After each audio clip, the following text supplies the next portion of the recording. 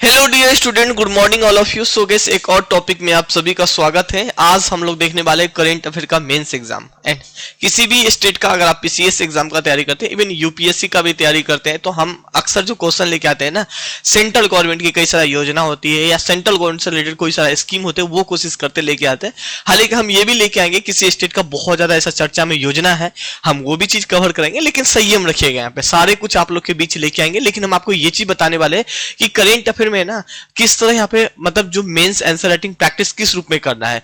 लेकिन इससे पहले जैसे कि हम आपको बताए थे कि करंट अफेयर का हम पीटी का भी क्लास लेके आते हैं। अगर आप प्री एग्जाम का तैयारी करते हैं तो हम मेरा करंट अफेयर बिल्कुल पढ़ाने का तरीका भी अलग है। अब जैसे कि ये मेरा क्लास हो गया, मैं पहले कॉन्सेप्ट देता हूँ। कॉन्सेप्ट जैसे कि इकोनॉमिक्स में अगर आप बात करने वाले हैं तो आरबीआई इकोनॉमिक्स का ही एक पार्ट हो जाती है यहाँ पे, ठीक है। जो भी इनसे रिलेटेड घटना हुई, जैसे कि अगर हम बात करने वाले कैसे ये आरबीआई है, ठीक है, तो पहले हम आपको आरबीआई के बारे में कुछ स्टैटिक पॉइंट बता देते हैं यहाँ पे, ठीक है।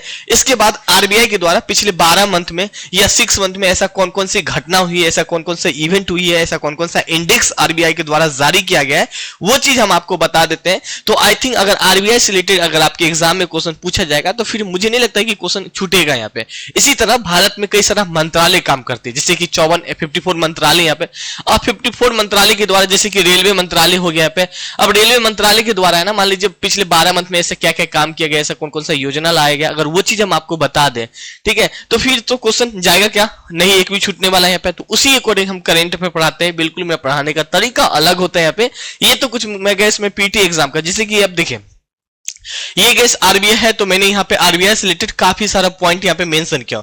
अब आरबीआई कौन कौन सा इंडेक्स जारी करता है, भाई एक आप अधिकारी बनने जा रहे हो तो आपको तो ये चीज पता होना चाहिए यहाँ पे। ये कुछ गैस एनुअल इंडेक्स यहाँ पे, ठीक है। और इसी तरह फाइनेंस डिपार्टमेंट हो जाती है। फाइनेंस डिपार्टमेंट में कितना सारा पार्ट होती है, इनके द्वारा कौन कौन सा इंडेक्स जारी किया गया, इनके द्वारा कौन कौन सा ऐसा काम किया गया यहाँ पे, तो ये सब चीज पता होना चाहिए। उस रूप में हम करंट अफेयर कवर कराते हैं। तो पहले तो गैस हम कॉन्सेप्ट दे देते हैं यहाँ पे, बाकी क्या करते हैं, जैसे कि आरबीआई है, जैसे कि फाइनेंस मंत्रालय है, तो पिछले 12 मंथ में क्या क्या काम किया गया वो हम नीचे में पिन कर देते हैं क्वेश्चन, उनको पढ़ लीजिएगा। वीडियो भी प्रोवाइड करा देते हैं, ऐसा नहीं कि नहीं होता है, हर वो चीज करते हैं आप लोग के लिए। मॉक टेस्ट हो, डॉट सेक्शन हो, सारे कुछ लाते हैं पे। लेकिन हम यहाँ पे क्या आप लोग के बीच चर्चा करने वाले मेंस के लिए यहाँ पे। तो देखिए हम अभी तो पूरा मेरा कॉन्सेप्ट पूरा फोकस होता है प्री एग्जाम पे, मेंस पे भी हम फोकस करते हैं, लेकिन हम आपको बता देते हैं अभी हम आप लोग भी प्रैक्टिस कर सकते हैं, ऐसा नहीं कि नहीं कर सकते। यहाँ पे थोड़ा हम अपना ऐप को खोल लेते हैं, फिर हम आपको थोड़ा समझाने की कोशिश करते हैं। तो ये मेरा एप्लीकेशन है कैसे यहाँ पे, ठीक है। और साथ में कोर्स वाला सेक्शन में चले जाएंगे, यहाँ पे करंट अफेयर वाला सेक्शन में चले जाएंगे, ठीक है। जैसे कि गैस ये टॉपिक है कवर्ड नहीं किए थे आप लोग के बीच।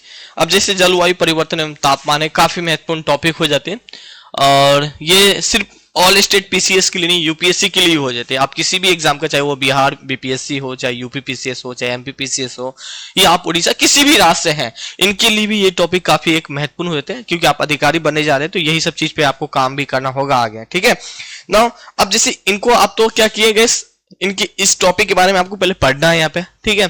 और पढ़ने के बाद इसको ना डेली प्रैक्टिस करना है, क्योंकि आपको बहुत पहले तो कॉन्सेप्ट समझिए। पहले मैं यही चीज तो क्लास में देता हूँ, पहले कॉन्सेप्ट अगर समझ में आ गया ना तो फिर करंट अफेयर का सारा फंडा समझ में आ जाएगा।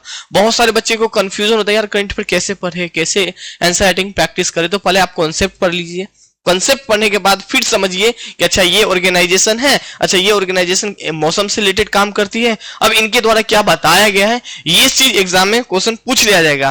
पहले कॉन्सेप्ट आपको पढ़ना है, कॉन्सेप्ट समझ में आ जाएगा तो फिर आप इनको पढ़ेंगे तो आई थिंक काफी कुछ आपको क्लियर हो जाएगा। इन्हीं को 2-3-4 बार से लिखना है, फिर इसके बाद अपने आप देखेंगे एक समय में काफी अच्छा हो जाएगा। हम कुछ दिन के बाद ही आप लोग के लिए थोड़ा सा मुझे टीम क्रिएट करना पड़ेगा यहाँ पे, तो टीम क्रिएट हो जाएगा तो आपका आंसर राइटिंग है ना वो भी हम आपको चेक कर पाएंगे यहाँ पे, ठीक है। तो फिलहाल आप इतना कीजिए, पहले कॉन्सेप्ट समझिए करंट अफेयर का, फिर इसके बाद इसको पढ़िए और फिर इसके बाद लिखिए यहाँ पे, जैसे जैसे है ऐसे ऐसे फिलहाल लिखिए। फिर हम एक लेक्चर लेके आएंगे कि क्वेश्चन क्या पूछा गया और लिखना क्या है, ये चीज हम आप लोग के बीच लेके आएंगे। तो फिर आपको काफी इजी और आसानी हो जाएगा करंट अफेयर पढ़ना और आंसर राइटिंग प्रैक्टिस के लिए यहाँ पे, ठीक है। Thank you, have a nice day and support कीजिएगा। अगर आप लोग करंट अफेयर के क्लास केवल 400 ही यहाँ पे, अभी तो 400 ही रखा हूँ, आगे आई डोंट नो क्या होगा प्राइस, तो आप लोग ज्वाइन कर लीजिएगा। कॉन्सेप्ट मजा से पढ़िएगा। Thank you.